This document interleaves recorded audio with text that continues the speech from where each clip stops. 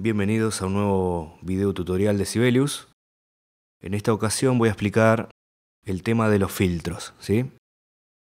Ya tenemos un ejemplo aquí para aplicar. Un filtro selecciona objetos con características particulares, ¿sí? Por ejemplo, aquí arriba tenemos todos los cifrados.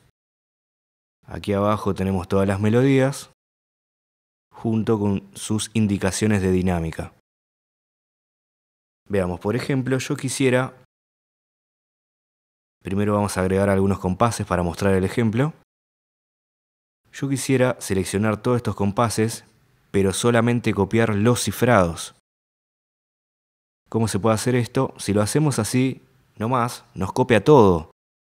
Pero solamente queremos copiar los cifrados. Seleccionamos todo, venimos a filtros y elegimos cifrados armónicos. Ahora sí están en azul solamente seleccionados los cifrados.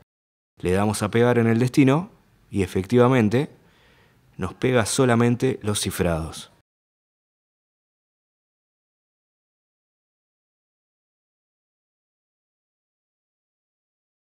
Veamos otro ejemplo de esto del uso de los filtros. Queremos seleccionar nuevamente los cifrados solamente para mostrar los gráficos de acorde, por ejemplo.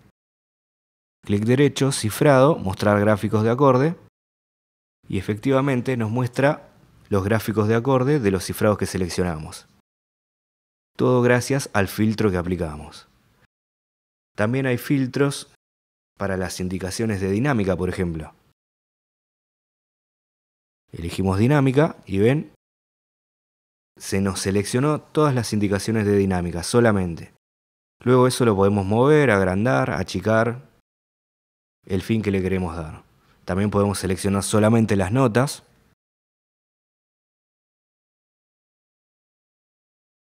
Solamente los silencios. Tenemos gran cantidad de filtros para aplicar. Estos son los principales y los más útiles.